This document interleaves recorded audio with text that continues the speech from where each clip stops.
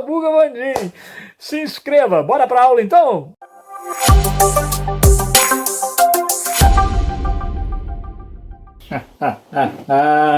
Muito bem. Olha a gente aí na 12ª parte do nosso caminhar na Idade Moderna. É isso aí que a gente está fazendo, tá lembrando?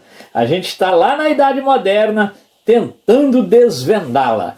A gente sabe que a Idade Moderna ela tem muita coisa que é continuidade em relação ao período anterior, que é a Idade Média. Mas tem bastante coisa nova também surgindo por aí. Maravilha? Então olha só, a gente já fez uma grande caminhada. A gente já entendeu o antigo regime. O que é antigo regime mesmo?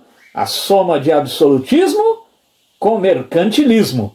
Isso aí. A gente entendeu que a Europa, lá na Baixa Idade Média, começou a haver uma nova organização. Os estados nacionais foram surgindo. No iniciozinho ali da modernidade, eles estão se consolidando. E dos séculos XV a XVII, nós temos o quê? O antigo regime. Maravilha! Na segunda parte da Idade Moderna, do 17 para frente, a burguesia vai se rebelar contra o absolutismo. Mas aí é uma outra história. A gente também sabe que lá na Baixa Idade Média começou todo um movimento de renascimento comercial, cultural, urbano, chamado Renascença ou Renascimento, que teve reflexo sobre aquilo que aconteceu no início da modernidade, chamada Reformas Protestantes. O que a gente está fazendo hoje?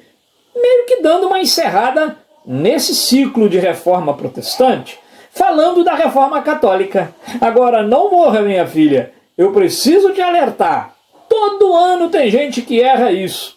A gente faz a pergunta assim, fala aí para mim da reforma católica, e a pessoa dispara a descrever Lutero, Calvino, Henrique VIII, e erra a questão. Porque uma coisa é reformas protestantes, outra coisa é reforma católica. O que é a reforma católica? Ela tem relação com a protestante? Sim, é um movimento de reação da Igreja Católica ao avanço do protestantismo. Agora, não posso confundir. Se a pergunta for sobre reforma protestante, Lutero, Calvino, Henrique VIII.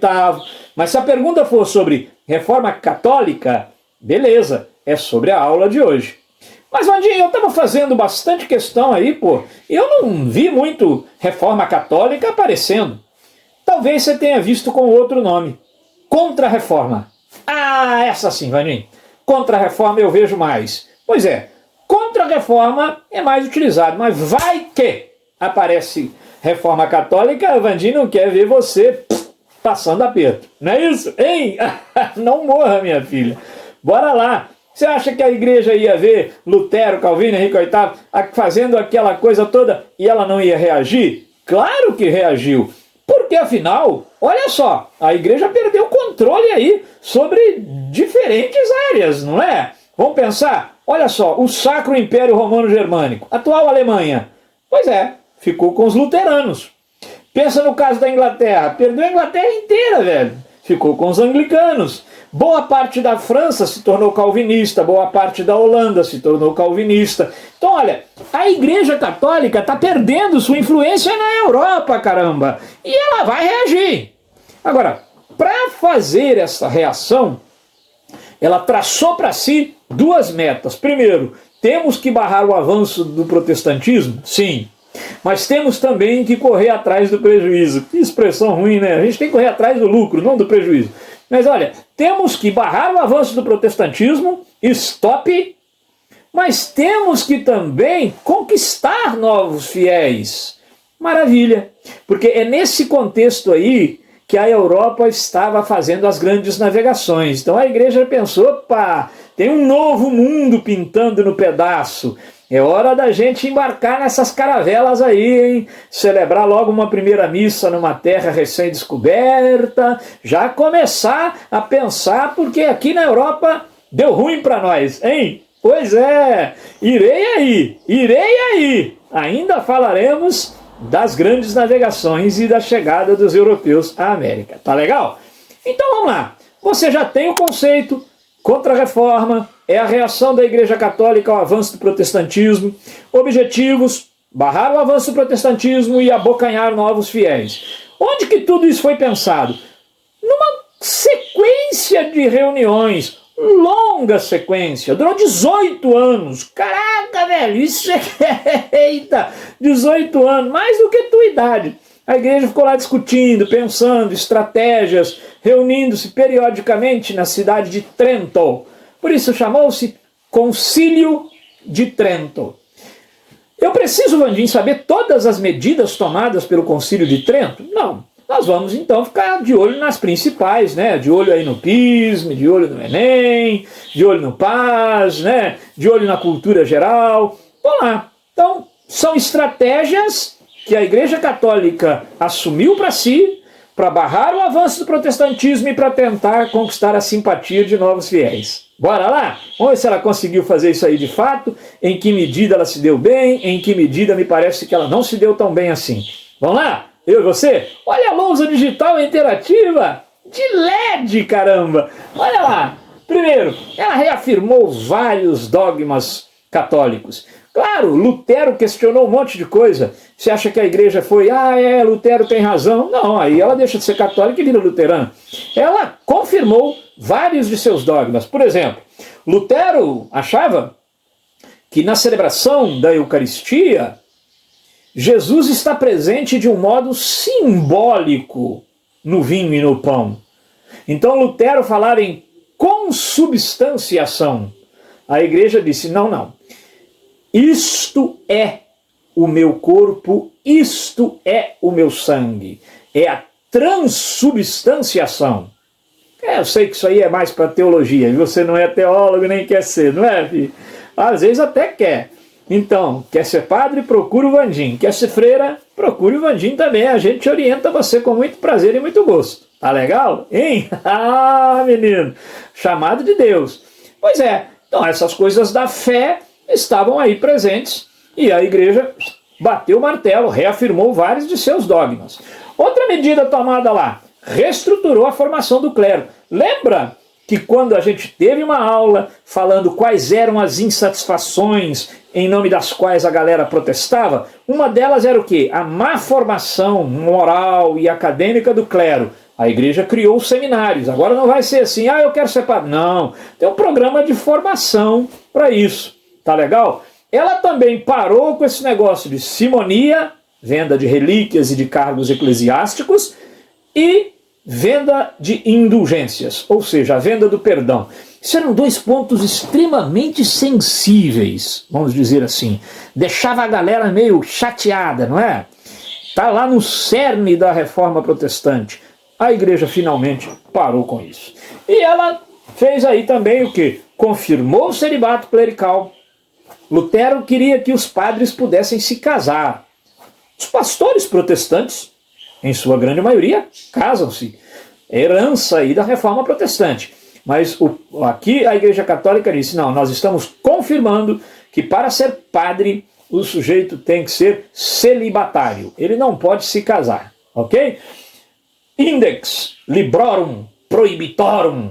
Um documento que valeu até o século XX. Uma lista de livros proibidos. Em muitos lugares da Europa organizavam-se autos de fé, fogueiras, para queimar essas obras. Obras que, no entender da igreja, eram perniciosas, arrastavam as pessoas para o pecado e para a ideia divergente. Pois é, ela não queria barrar o avanço do protestantismo. Então, ela ficava de olho no que você estava lendo, querendo dizer que esse tipo de livro você não podia ler, porque era pecado ter... Um livro desse em casa já era pecado, sabia? Então, ali também ela criou a Companhia de Jesus. Tem um fundador essa Companhia de Jesus, Santo Inácio de Loyola. Ele criou a Companhia de Jesus, ou Ordem dos Jesuítas, se você preferir. É um novo alento para a igreja, uma vivificação. Você sabe, né? A conquista da América tem muito da ação desses padres jesuítas que muito bem preparados academicamente, vieram com força total aqui para a América, para catequizar os índios. Aos olhos de hoje, uma tremenda violência cultural. Mas a gente vai ver isso depois. Então, a questão é que para os objetivos que a igreja tinha traçado na Contra-Reforma, será altamente eficaz ter a congregação dos jesuítas, a ordem dos jesuítas, à frente de um processo de catequese, fortalecer a fé das pessoas, dar argumentos teóricos para as pessoas poderem sustentar a própria fé. Então a ordem dos jesuítas é extremamente importante aí nesse contexto da Contra-Reforma, beleza? E ela também, a Igreja Católica, reativou o Tribunal do Santo Ofício. Você o conhece pelo apelido de tão íntimo, né? Você fala da Inquisição. Então, o Tribunal do Santo Ofício... Peraí, Vandinho, peraí. Inquisição, queimar os outros na fogueira, acusar de bruxaria. Mas isso é coisa lá da alta Idade Média. Não é possível que depois do Renascimento cultural a gente vai ver isso aí voltando, Vandinho. É isso que você está me dizendo? Pimba! É isso que eu estou te dizendo. Em plena Idade Moderna, tá lá. A Inquisição foi reativada e tô para te dizer, foi mais ativa aqui no início da modernidade do que havia sido na alta Idade Média. Mamma mia! Pois é e pois Pedro também, tá bom? E aqui eu queria te chamar a atenção para o Barroco. Lembra do Barroco? Que a gente fala, aquele estilo barroco das igrejas de Ouro Preto e tal. Era uma nova estética. Ela é consequência também da Contra-Reforma, sabia? A igreja pensou até na estética, uma nova arte, novos templos, para mostrar um pouco mais a cara da religião, talvez menos demônios, menos caldeirão fervente, que era muito dos vitrais medievais, mas uma ênfase mais nos anjos. Então, a arte barroca serviu também para a igreja fazer aí a propaganda que ela queria fazer de sua fé. Tá legal? Acho que você agora está bem munido, bem tranquilo. Você também, minha filha, não morra, hein? Você está bem nutrida aí agora para enfrentar as questões sobre Contra-Reforma ou Reforma Católica. Só finalizo do mesmo jeito que comecei, pedindo, não caia naquela roubada de a pergunta pede para você falar em Reforma Católica e você fala em Reforma Protestante. Ou vice-versa. Vão separar nas gavetinhas. Reforma Protestante é uma coisa, Reforma Católica é outra coisa. Força na peruca que nós estamos precisando. Terminou de assistir? Gostou? Nem doeu, né? Então agora vai lá, se inscreva no nosso canal, espalhe a boa nova, vira e mexe, tem um vídeo novo por aqui. Se não tiver também, não te devo nenhuma satisfação, mas vai entrando aí que aparecem as coisas, tranquilo? Não passa aperto com história não. Vem pro Sabuga Vandinho que aqui a gente sabuga. Se não for história, vai ter aqui. Se não for, a gente inventa pra ter aqui também. Abração aí, deixa o seu like aí, inscreva-se.